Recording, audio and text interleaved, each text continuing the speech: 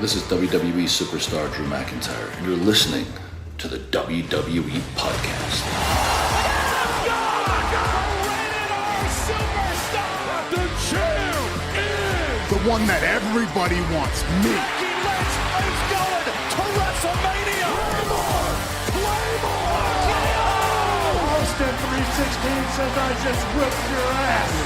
This is my iron. You're going to acknowledge me. Welcome, everybody, to the Weekend Review. Just 2 weeks away from WrestleMania 41. We have a hell of a SmackDown to talk about. Massive news with Kevin Owens. Of course, me reporting it isn't new, but we have to talk about it because there are disappointing ramifications from that and an opportunity for someone to step up for Randy Orton. Who could that person be? Well, we could talk about that.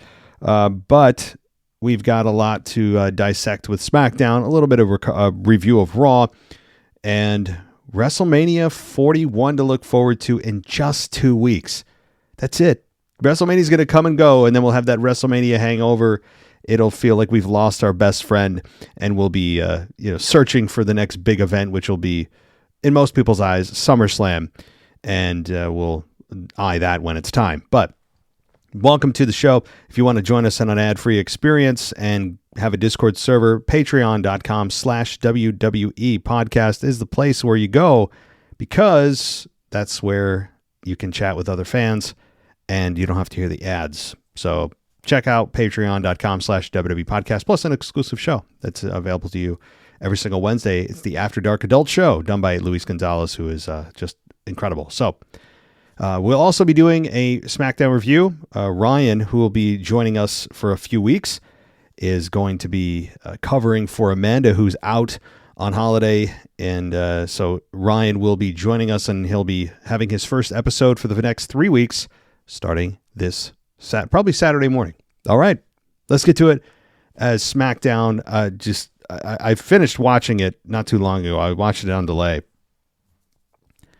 And there's so many places I could start. I really want to start. Yes, the Kevin Owens injury is massive. The favor from CM Punk has been cashed in. To me, it's not that exciting, but that could be just the start of something. And given it's the main event with these three men, I would imagine there's something big coming from it other than just, oh, wow, how's Roman Reigns going to deal with Paul Heyman in the corner of CM Punk? To me, sounds childish. I don't know. It's a childish cash in. Like, no, this guy, he's with me. That's my friend. No. He's my friend. It feels a little amateurish.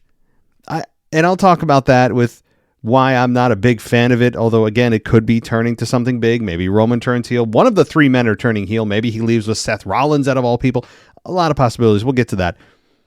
But I want to talk about Charlotte Flair and Tiffany Stratton, because this thing's, I don't know if it's manufactured to get out of hand here or if they are truly going off script. That was the big headline this week, on top of Kevin Owens, of course, and his injury, is that Charlotte Flair and Tiffany Stratton went off script during their SmackDown interaction. And I don't know if that's true or not. To me, it's kind of irrelevant, because I'm looking at the content of their promos and how this whole program has been built thus far. First of all, Charlotte winning the Rumble was just, it didn't really help anybody, even if you're trying to get Charlotte over as a babyface or heel. No one really cares to see Charlotte Flair.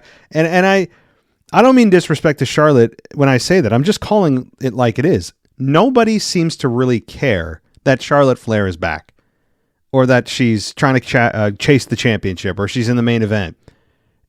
It's almost as if, dare I say, the business has kind of passed Charlotte by already. Charlotte's done everything there is to do, and she is a Hall of Famer, and she's one of the best to ever do it in the women's division, ever. She's accomplished everything. And it's never exciting when she returns anymore. Like Tiffany said, no matter how much time she takes off, it doesn't matter, because the fans react the same way. She's done everything that there is to do. I think Becky Lynch, even if she returns at WrestleMania or does whatever she's going to do, is kind of in the same boat. Those original 4 horsewomen, look at Bayley. Sasha Banks, not even in the company. Bayley, boy, she's an afterthought, is she not? And she's been that way for several years now. But it feels kind of just like Charlotte, no matter what they do or try, she's stale. And just nobody wants to see her, not in a good heel way, in a just kind of a groan, like, I don't even care who she's facing. It doesn't matter. And I think most, not all, I'm sure some of you are Charlotte fans, and that's cool.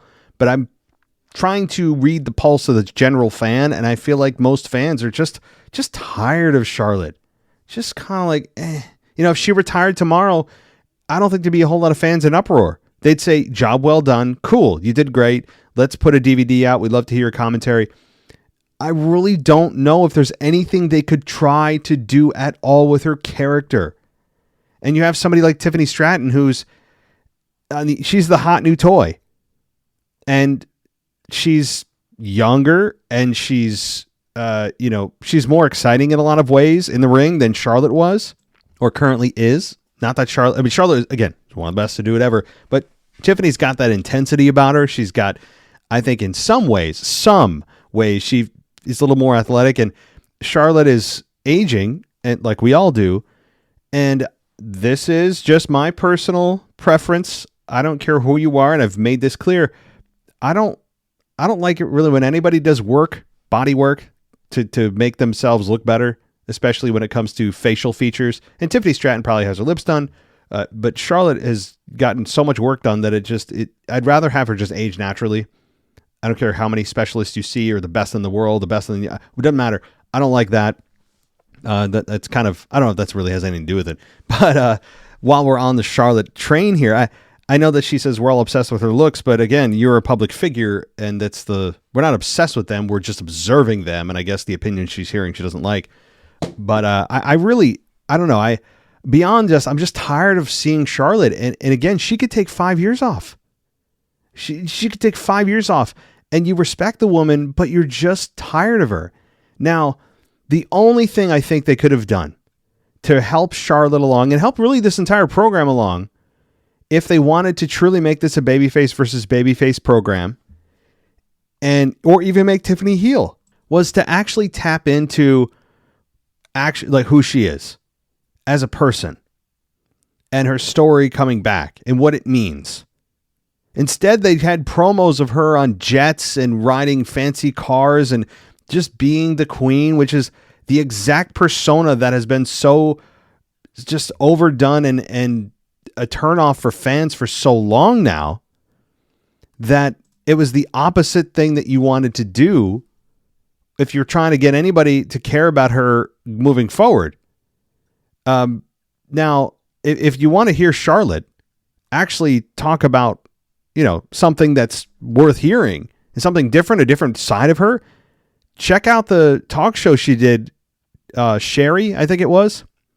She had about a 10-minute conversation, and she was a very frank conversation, very vulnerable conversation about her, and she wanted this to be her redemption story, and it really should have been. They could have shot footage about Charlotte and her injury to her knee and the third divorce she's going through. They could have just made this real, and I think that would have at least grabbed the fans' interest into maybe we'll see a different side of Charlotte, and we haven't. It's the same Charlotte all the time. Now, she's been babyface a couple of times, and it's been mildly successful. Generally, she's been a heel for most of her career, and fans have taken to the heel character, but it's really gotten to the point where we're booing not because we want to hear from you anymore. We just want you gone. And I know that sounds harsh and it sounds cutthroat, but that's what I feel the fans want. Not what I want, although it happens to align kind of with what I want. And I'm not again, it sounds disrespectful. It's kind of talking out of both sides of my mouth, but I'm calling it like it is. I feel like most fans just want her gone. It's just the business has passed her by. And that's okay. That's what happens in this business. And if she wants to try to reinvent herself, God bless her. I hope she does, but I don't think she can. The fans, they are too locked in. It's too baked into their brain chemistry of who and what Charlotte is. It's kind of too late. It may be a failed attempt to try to reinvent her at some point, maybe after WrestleMania. But this promo here on SmackDown with Tiffany, and Tiffany going off script by saying that she's, you're going to be just like you are in this ring, you're going to be alone, just like you are outside of the ring, you're going to be alone, hammering her third divorce. I actually got to go look and see who she married, because I wasn't sure who her last couple of divorces were. I don't know why I couldn't remember who they were. So Charlotte had 2 other marriages, and the first guy was Ricky Johnson. She got married to him in 2010, divorced in 2013. She married Tom Latimer in 2013, divorced him in 2015. And then Andrade in 2022 and divorced him in 2024. So she's on about every 2-ish year marriage, length of marriage. And I know she mentioned on the show that she went on, the talk show, that she didn't want to be like her father and could be compared to her father, but she's a chip off the old block. I feel for, I would say I feel for her, but I don't know the whole situation as to why she was divorced and exactly like what happened. But if she is, if she's in a position where, maybe there was infidelity or something, then I feel for her. But if she's just, I need to find myself. I got to find myself. You guys ever heard that from a breakup? I have. It's the most cop-out excuse. It really means I'm trying not to hurt your feelings, but it means I'm not interested in being with you anymore. That's all it is. I got to find myself. So you put it inward. It's a bunch of nonsense. I don't know what the reasons were, though. But she's been married 3 times. She's 0 for 3. And the more marriages you have after your first divorce, the percentage chance of you being divorced after the first divorce go up significantly. So if she ever has a 4th marriage, it's like a 90% chance she gets divorced again. So I don't know what's causing these divorces. I know she said she's struggling a lot with her mental health and her, she's obviously struggling with physically, and honestly, I'll be frank with you, beyond just the plastic surgery and stuff that, again, never looks good on anybody ever at all in human history, especially when it comes to the face, lips, eyes, whatever else, cheekbones, you try to restructure your face, it all looks terrible. You never do it. Man, woman, I don't care. But I will say, just generally beyond the plastic surgery stuff, she looks unhealthy. I know she's thinner and she's more muscular and lean than she's ever been, but it doesn't look good. And here come the body shaming police. I really could care less. It's just me. I'm calling it like it is. I really am. And I'm sure some of you would reluctantly agree with me. Some of you wouldn't, and that's fine. But she looks unhealthy, especially her legs.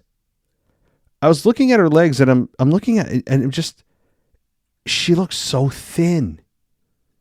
Like incredibly thin. Unhealthy thin. I don't think she's still in a good headspace. I mean, that's typically if something that severe is going on inward, it shows outward. And I know I'm going into a big psychoanalyst phase or mode here. I don't mean to be. But that's what I think about Charlotte Flair right now and this program, and generally her wrestling presence, and Tiffany, quote unquote, going off script. If she did, she did. I mean, good for her. You know why? Because how much buzz and interest this just created in her program with Charlotte.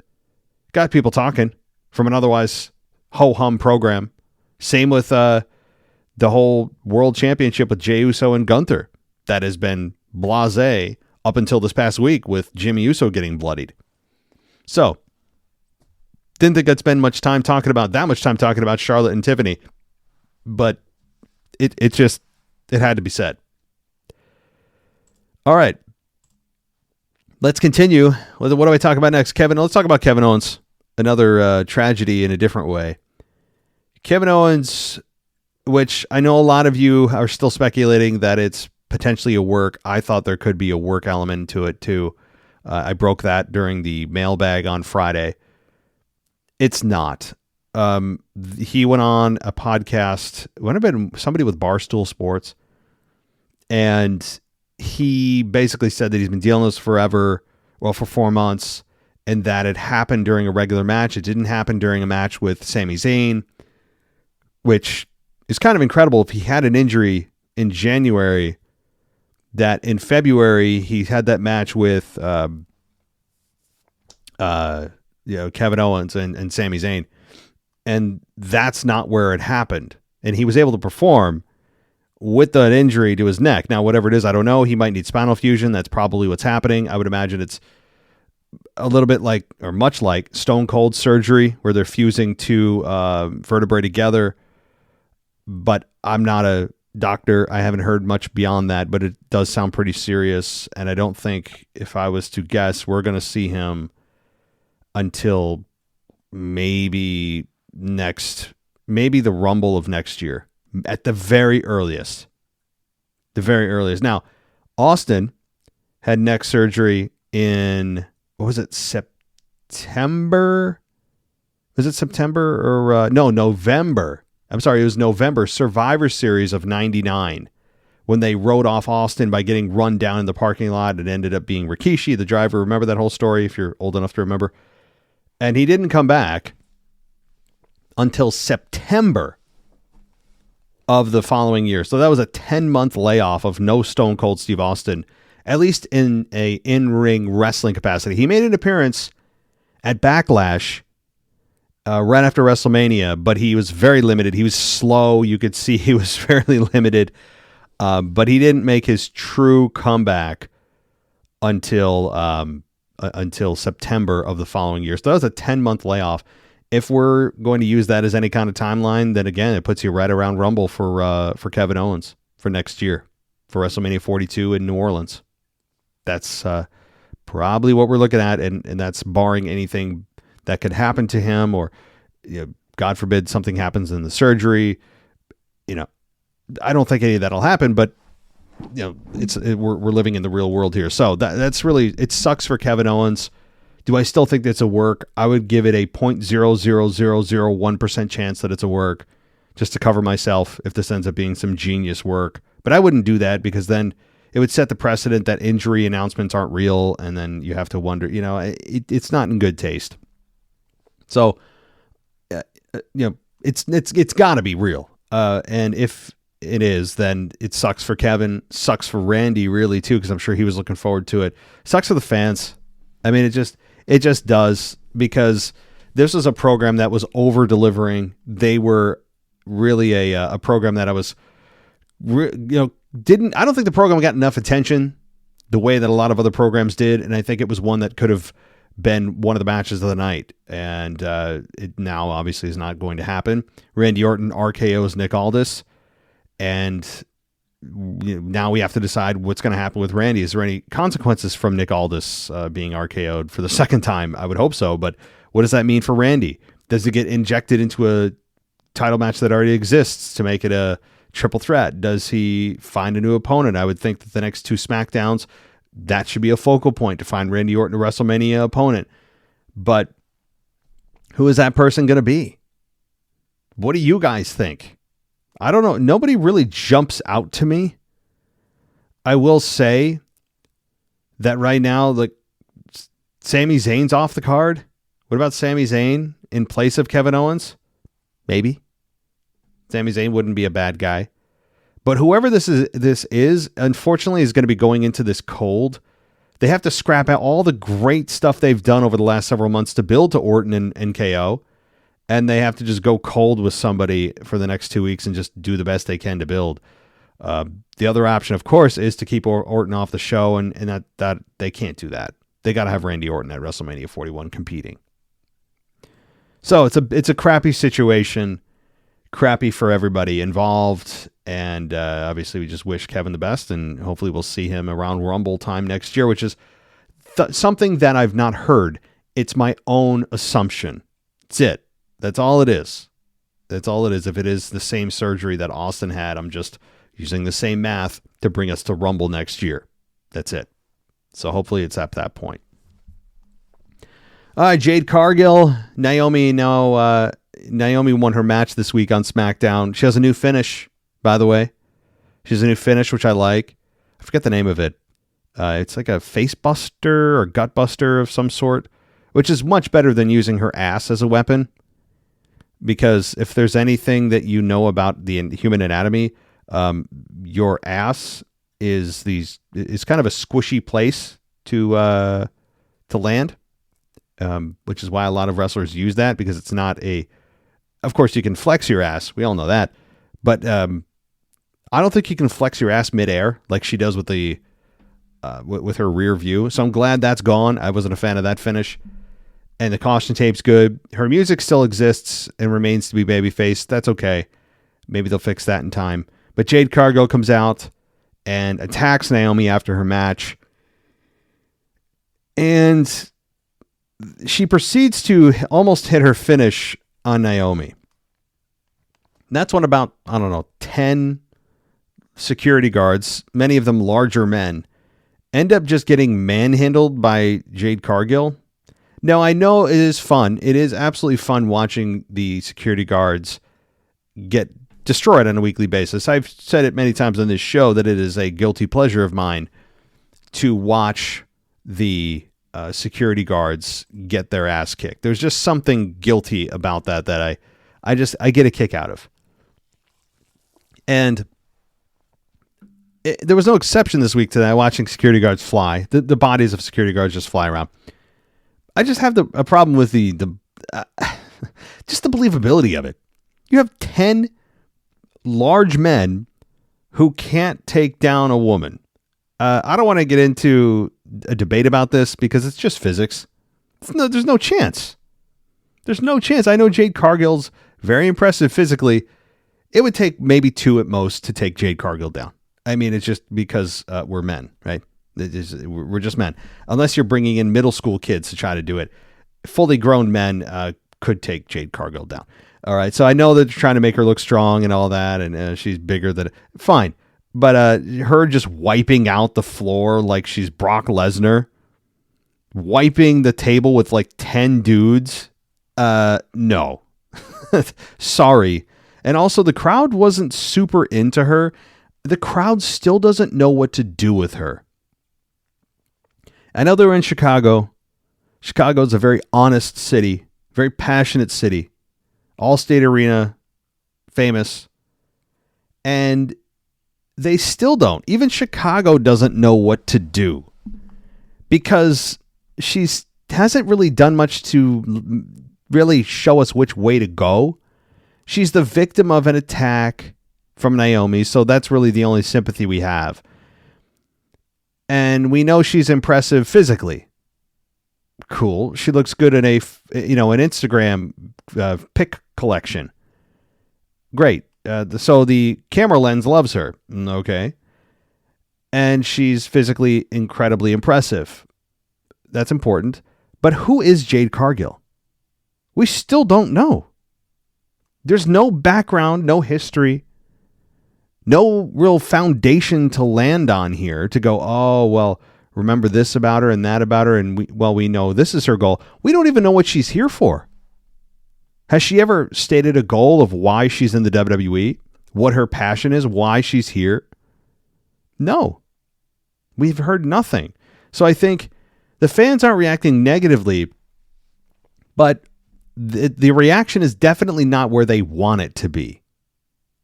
It's not where they want it to be, and you can tell. Now, I hope they get there, because Jade there's a lot of money being made with her if they get her to the right place and have fans actually emotionally connect with her. So that's what's missing, is the emotional connection. Doesn't exist for Jade Cargill right now. It doesn't, and I really hope it gets there, but I'm glad that they're going to be giving her a one-on-one match at WrestleMania. Easily the biggest match of Jade's career in WWE and probably her entire life. It is. I hope that both women do well. I hope Jade comes out of this and fans go, wow, okay, she's a lot better than we thought. I don't know what to expect. And this isn't a prediction show, but I don't know what to expect of this coming out of it. And in other words, is this a program that's going to continue? Does Bianca somehow re-inject herself into this? What happens there? or is it just continuation? I would think it's probably a continuation because it's allowing Jade, especially if you're trying to grow her as a wrestler, a little bit of familiarity in the ring. You're working with the same woman. You're more comfortable. Maybe the second round will be better. Maybe you go 2-3 rounds with Naomi. That'd be fun. And maybe they have some kind of hardcore match with those two, some kind of no disqualification match. Steel cage match, Jade Cargill and Naomi. Have that continue for a month at least. So I think, the more I think about it, I think this program is going to continue past WrestleMania.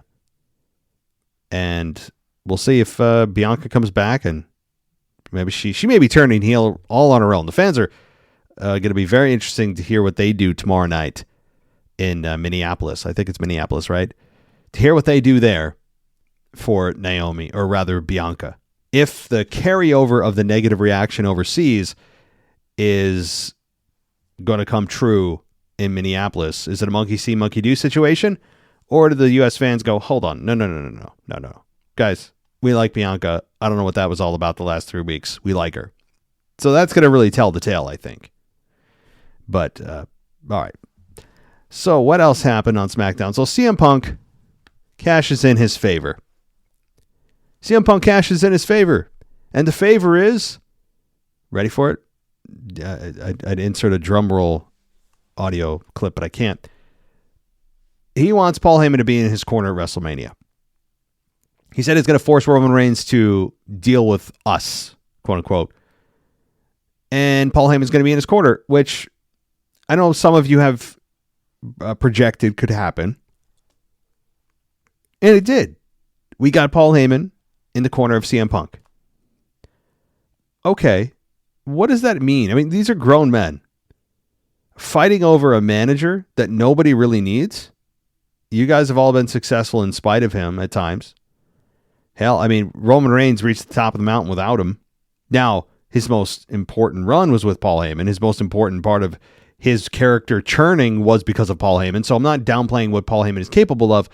I'm simply saying that these are grown-ass men fighting over a geriatric man to be their manager at ringside, cheering them on. Is that really what this is all about? When I break it down logically, it's about two grown-ass men fighting over a nearly 70-year-old man who is going to be just, throwing the weapons at ringside? Paul Heyman doesn't do that. Paul Heyman doesn't get physically involved in any way. What is he going to do? How is that going to help anybody? Is just a psychological warfare? Is that what this is? I'm not trying. I mean, I understand this match is going to be fun and great, but still there's nothing on the line here other than, oh, okay, so Paul Heyman's in the corner of Punk because that's his favor.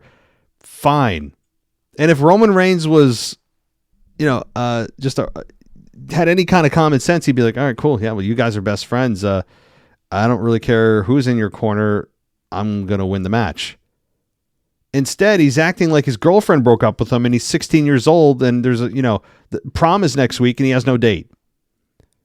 I don't understand it, why it's such a big deal. And I've been a wrestling fan for 30 years. I could get into it. I understand why people, oh, wow, it's Paul Heyman is best friends with Punk, but he's been with Roman Reigns the last 5 years as his wise man, and now Punk is forcing Heyman to be in his corner at WrestleMania, and how's Roman going to react? The answer should be Roman should just be fine. Roman should be fine. You know why? Because Roman hasn't been successful in his matches because of Paul Heyman. Roman Reigns has not been successful because of him in the ring during a match. When's the last time Paul Heyman did anything underhanded in a match to help Roman Reigns win? It's been quite some time. I know there's been a lot of interference from the bloodline. That's what helped Roman Reigns retain a lot of his championships. I understand that. But Paul Heyman directly, what has he done to help Roman Reigns during a match? The answer is not a lot. He's very limited. He's an old man. And he's not there to take bumps. That's not what he does. So I don't know what the answer is to this. And some people are saying, well, what about Paul Heyman going after, or rather teaming with Seth Rollins? And he walks out with Seth Rollins, out of all people. and Seth Rollins turns heel. Well, I mean, that'd be fun.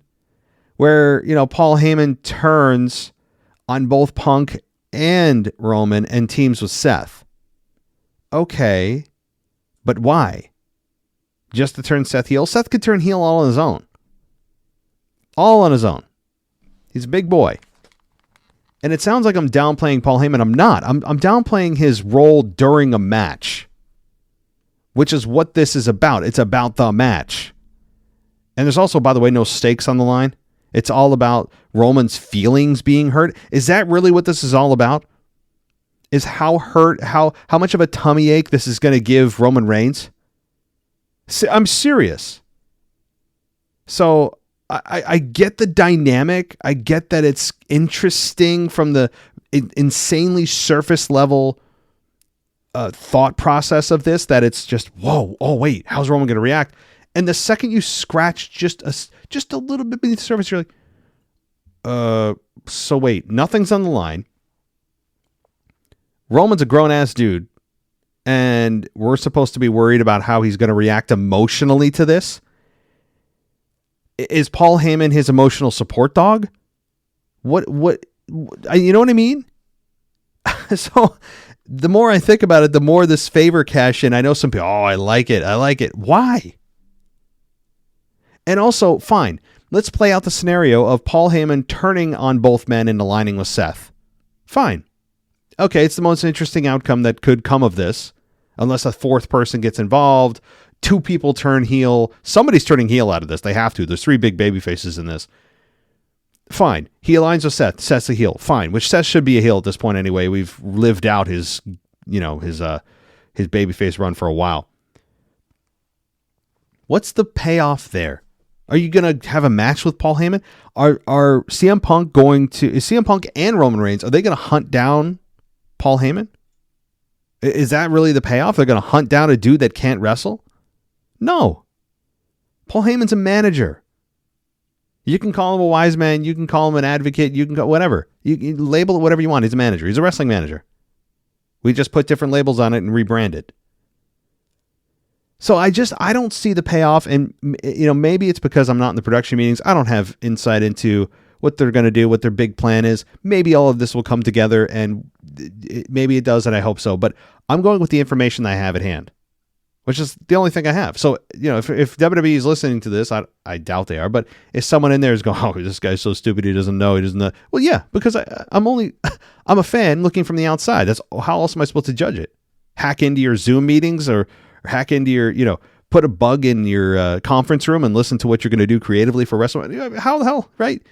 So all we can do is fantasy book and just try to make sense of this logically. And this doesn't make any sense to me. All you do, and here, let me ask you this too. If you are best friends with somebody, are you really keeping score about favors that they owe you? Is that how best friendships work? If you're best friends with somebody, you don't keep score of what they owe you. You just do it because you are best friends with that person. Allegedly. So if CM Punk is saying he's best friends with Paul Heyman, there shouldn't be this cloud of a favor hanging over Paul Heyman's head that at any time CM Punk could cash in. That's what you do to somebody you don't like when they're contractually obligated to do something for you in return. And CM Punk is claiming all the time that Paul Heyman's his best friend. Yet, if he really was, all you'd have to do is pick up the phone and be like, hey man, I know you're with Paul, you're the wise man to Roman, but just for tonight, just for fun, I think it'd be cool to have you in my corner. Okay. So literally, all this is about is who Paul Heyman is going to be the cheerleader for at WrestleMania and how hurt Roman Reigns' tummy is going to be. That's, as of right now, because I don't know anything else. I don't know what that's going to pay off. Something big's going to happen because it's the main event of night one. So something big's coming out of this. I mean, to keep that in mind. But that's all this is right now. Are hurt feelings and who Paul Heyman's going to rah-rah for. I hate to simplify it and break it down to a pedestrian level, but that's what this is. Nothing else has been added to this.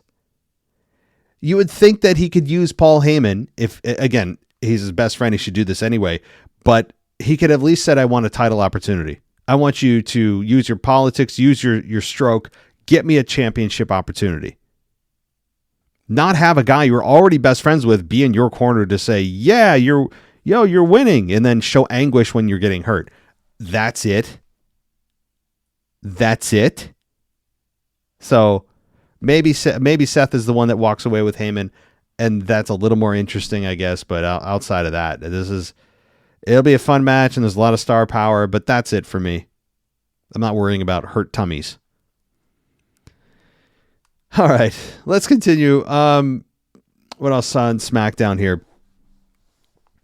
We had a tag team match with, what was it? Ciampa. That's right. Ciampa, who's got Ciampa's beard. I mean, he looks like Santa Claus. And I'm thinking to myself, dude, you look old, but it's kind of a nice, unique look, because you don't see a whole lot of those in WWE or wrestling in general. Motor City Machine Guns did a nice job, and Ciampa, again, I know that they didn't know what to do with Ciampa. They still don't really know what the hell to do with him.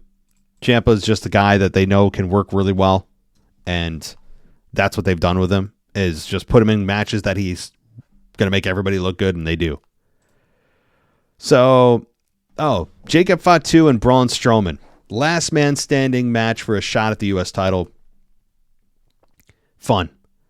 Exactly what you'd expect. Exactly the outcome that you thought was going to happen happened. Braun Strowman, to his credit, did a nice job. I think there is a place for Braun Strowman. It's not as champion, but it's as a big dude that can help get over younger talent. And I know he doesn't probably like that, but that's the way it is right now with WWE and where he should be placed. And that's a good place for him. There are spots that are needed to be filled by guys like him. So credit to Strowman, credit to Fatu. Right guy won. Crowd is behind Fatu, and I fully expect him to win the U.S. title at WrestleMania. And it's going to be interesting to hear the reaction, because LA Knight was the fan favorite just a couple of years ago, when they could have put him in a main event of WrestleMania, and they decided not to. They put him, in the U.S. title picture now. He's U.S. champion. Fans wanted him to be higher, but obviously they had the Cody story to tell for a couple of years. And now they've got Jacob Fatu, who's the shiny new toy that fans can see a big star in. So the crowd, I think, despite LA Knight being also kind of an organic favorite, is going to be challenged a bit by the reaction at WrestleMania with Jacob Fatu. And I think these two are going to be a really fun match. Probably not match of the night for sure when it comes to just pure wrestling and kickouts and emotional investment, but I think they'll have a very serviceable match. Are they actually? I gotta look. I think they're actually officially for WrestleMania. But do I expect Jacob Fatu to win? Yeah, probably. Probably, yes. So, yeah. Rey Fénix debuts. And I have to say, he did a nice job here against Nathan Frazier. 8-minute match. It ended with the MMB, the Mexican Muscle Buster, which is fine. They are really upping the luchador scene here. I mean, we've got the master himself, the king of luchador, Rey Mysterio. Right? Did Dragon Lee? Somebody recently just got fired. Was it Dragon Lee? Or that might have been a rumor. And they've got, obviously, El Grande Americano, which is ultra controversial for some weird reason. So, and Penta. Can't forget Penta. So they're building quietly a nice little luchador division here of sorts. And I'm not complaining about it. I'm really not. Now everybody forever until eternity will be compared to Rey Mysterio, because Rey Mysterio is regarded by many as the greatest of all time, and rightfully so in that profession or in that particular genre of wrestling and luchador. So he is a legend. So everybody following him in a mask, wrestling like him, will forever be compared to him, and his shadow will be cast on them. But there's nothing you can do about that. This just is what it is, and you need to go about your business. But Rey Fénix getting a victory here, of course. I mean, I would have bet my house on it. But he gets the victory in 8 minutes and 17 seconds. And after the match, we had Byron come in and ask him how he felt to debut in a WWE ring, and said he had a lot of history in Chicago, and it's more than just the debut. He said he said he is reborn with love, and said he has waited his whole life to say this, and then said he is WWE. And so he is very, very emotional. You can even see on his face after the victory, very emotional, legit emotional. So I'm happy for him. So, all right. LA Knight and Tama Tonga was also a thing that lasted 8 minutes. And LA Knight got the victory, as you'd expect. You want LA Knight to look as strong as possible, as well as Jacob Fatu looking as strong as possible going into the match together. So LA Knight gets the victory after the BFT on Tama Tonga. We had Solo try to interfere here. It didn't work. LA Knight still overcame it, and that was that. So I think I might have hit every single match. Nope, Naomi and B-Fab. I didn't mention who Naomi faced. It was B-Fab. In 2 minutes, she beat her. Talked about Orton and Kevin Owens and CM Punk. So good SmackDown. One that moved things very nicely towards WrestleMania, and unfortunately not in a good way in some programs, obviously with the Kevin Owens news, the weirdness of Charlotte and Tiffany Stratton, although getting a lot of mentions, a lot of likes, a lot of conversation going on social media, which is what you want. I mean, I'd rather have that, even if it's negative, than not being talked about at all. So there is that. I mean, in the old Vince McMahon adage, right? Bad press is better than no press. Controversy creates cash, an Eric Bischoff-ism. So let's talk a little bit about Raw. One of the big points coming out of Raw, as I mentioned earlier in the show, was Jimmy Uso being demolished by Gunther. And I think that is something that was absolutely needed. I went over this on my Raw review, but to reiterate, this was a very, very good segment for both men. Yes, I stand by my criticism that Jay should have shown way more anguish, way more emotional pain watching his brother be destroyed by Gunther than he did. Way more. I mean, he essentially did none. He should have been on his hands and knees and nearly sobbing. Even if it were crocodile tears, I would have respected it. Instead, he was just kind of reaching, like he's reaching for the key to escape a room. He has like the key to his handcuffs. I mean, it was not as good as it could have been for Jay, but much better, I think, coming out of that segment than going in with where most people feel with this program. In other words, I don't think it was at the top of most people's lists of matches they can't wait to see at WrestleMania. Number one for most people is John Cena and Cody Rhodes. It was Kevin Owens and Randy Orton. That's now gone. It's Randy Orton and Wrestler X, or Wrestlers X. We'll see. And, you know, the women's division too. I think the triple threat for the women of Rhea, Bianca, and Iyo, while not official, will become official probably tomorrow night in Minneapolis. But this program has done a really nice job because you have so many things going on here. Yes, it's a triple threat, which makes things messy, but Rhea, who's been champion, is chasing the championship again after Iyo shocked her and the world, really, by winning it a few weeks ago on Raw, a month ago maybe. You have Bianca finally out of the women's tag team division, thank God, wins the chamber. But then when she's injected into this trying to face Iyo, fans boo her and booed her for 3 weeks over in England and, you know, wherever else they were, in Scotland, everywhere. Everywhere over in Europe, they were just booing her. And then you've got Iyo, who the fans have organically got behind, turning her organically babyface. The WWE didn't design it. The fans just said, we're getting behind her. She's the champion, yet she's being ignored and being she's an afterthought from both Rhea and Bianca. But then the fans are booing Bianca. So does Bianca turn heel?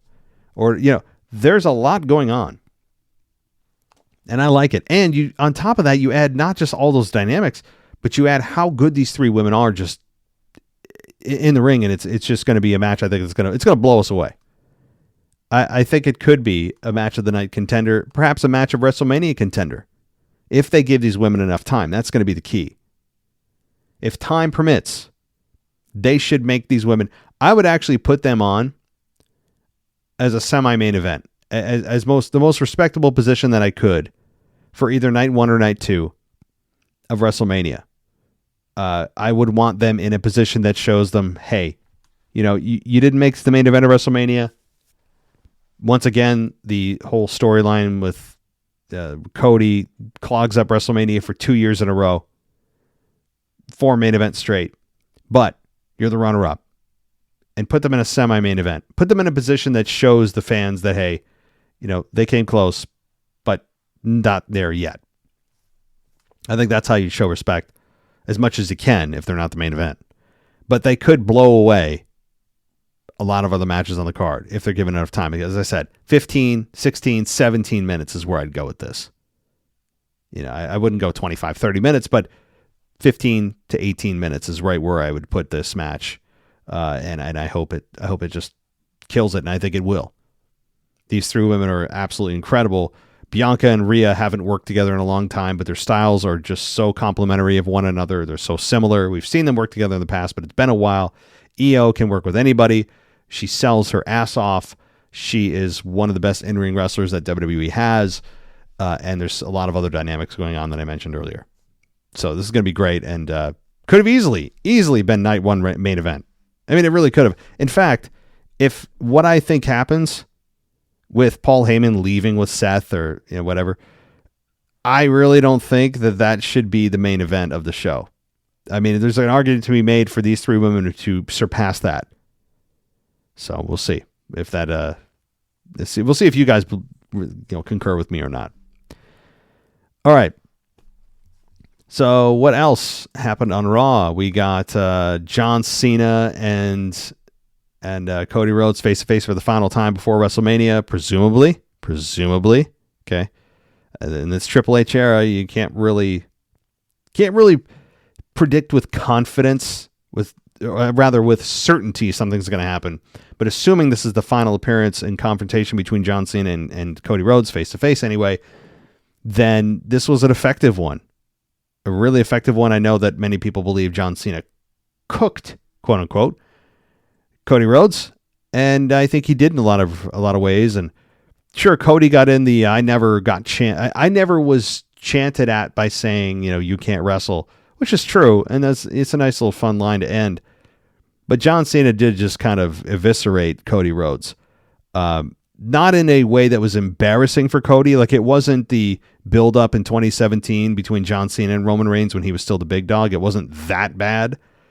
Not nearly anywhere. But if you were going to say who won, I would say John Cena did.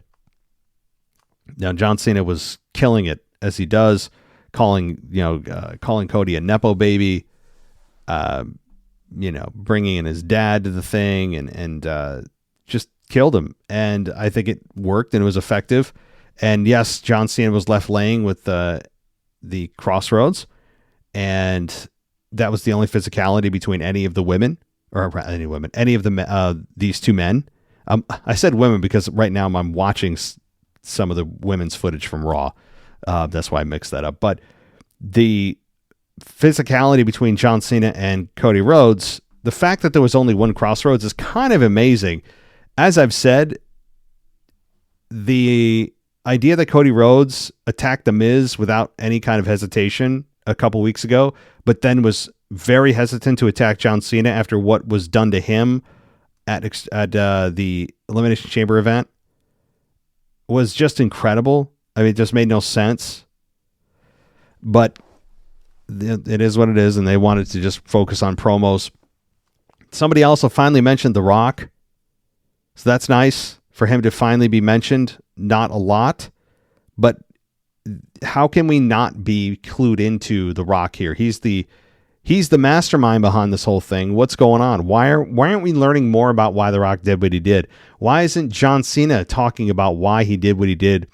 What's the tie-in with The Rock? One of the biggest wrestling stars of all time, that guy. Why aren't we learning anything about that part of the story? It's a massive hole that's missing. Massive. But anyway, I'm glad somebody actually did that, and it was a fun promo, and it just sucks. If we're not getting John Cena for, until he walks out at WrestleMania, that just sucks. I'm sorry. There's no excuse for that. There's none. There is no excuse.